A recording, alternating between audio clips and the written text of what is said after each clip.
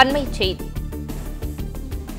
உயர்நீதிமன்ற உத்தரவின்படி ரூபாய் 1 கோடி சொத்தாட்சியர் கணக்கில் செலுத்தியதாக ஸ்டுடியோ கிரீன் ஞானவேல் ராஜா தரப்பில் மனு அளிக்கப்பட்டுள்ளது.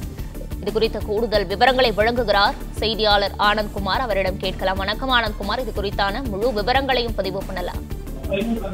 வணக்கம். உயர்நீதிமன்ற உத்தரவின் அடிப்படையில் 1 கோடி ரூபாய் பணத்தை டெபாசிட் செய்யப்பட்டுவிட்டதால் படத்தை வெளியிட அனுமதிக்க வேண்டும் என்ற ஸ்டுடியோ கிரீன் மனுவை ஏற்று படத்தை வெளியிட விதிக்கப்பட்டிருந்த அந்த தடையை நீக்கி சென்னை உயர்நீதிமன்றம் உத்தரவிட்டிருக்கிறது. சென்னையைச் சேர்ந்த அர்ஜுன்லால் சுந்தர்தாஸ் என்பவரிடம் பல விஐபிக்கள் பணத்தை கொடுத்துள்ளனர்.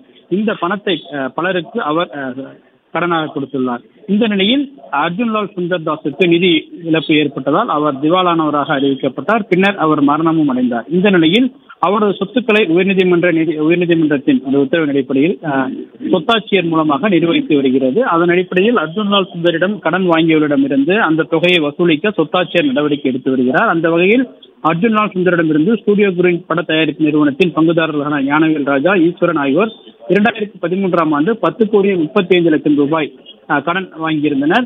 இந்த தொகையை வட்டியுடன் திருப்பி கேட்டு சொத்தாட்சியர் சென்னை உயர்நீதிமன்றத்தில் வழக்கு தொடர்ந்தார். இந்த வழக்கில் உயர்நீதிமன்றம் உத்தரவிட்டு இதுவரை ஞானவேல் ராஜாவும் ஈஸ்வரனும் பணத்தை திருப்பி கொடுக்காத நிலையில் இதுவரை மொத்தமாக 18% வட்டியுடன் 26,34,00,000 ரூபாய் ஸ்டுடியோ கிரீன் நிறுவனம் தர வேண்டும் எனவும், எனவே அந்த நிறுவனத்தின் சார்பில் அந்த நிறுவனத்தையும் ஞானவேல் ராஜாவையும் கடனை திருப்பி செலுத்தாதால் திவாலானவராக அறிவிக்க வேண்டும் எனவும் உயர்நீதிமன்றத்தில் வழக்கு தொடரப்பட்டது. இந்த வழக்கை விசாரித்த உயர்நீதிமன்றம் நீதிபதி ஜி ஜெயச்சந்திரன் மற்றும் சி.வி. கார்த்திகேயன் ஆகியோருடைய அமர்வு ஸ்டுடியோ கிரீன் நிறுவனம் தனது பட தயாரிப்புகள் மூலமாக படத்தை வெளியிடுவதற்கு முன்னர் முதலில் 1 கோடி ரூபாய் டெபாசிட் செய்ய வேண்டும் எனவும் உத்தரவிட்டிருந்தது.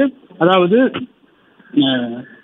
சங்கலான் படத்தை வெளியிடுவதற்கு முன்னர் 1 கோடி ரூபாய் டெபாசிட் செய்ய வேண்டும் எனவும், அடுத்ததாக வெளியிடப்பட்டுள்ள சங்குவா படத்தை வெளியிடுவதற்கு முன்னர் 1 கோடி ரூபாய் டெபாசிட் செய்ய வேண்டும் எனவும் தெரிவிக்கப்பட்டிருந்தது.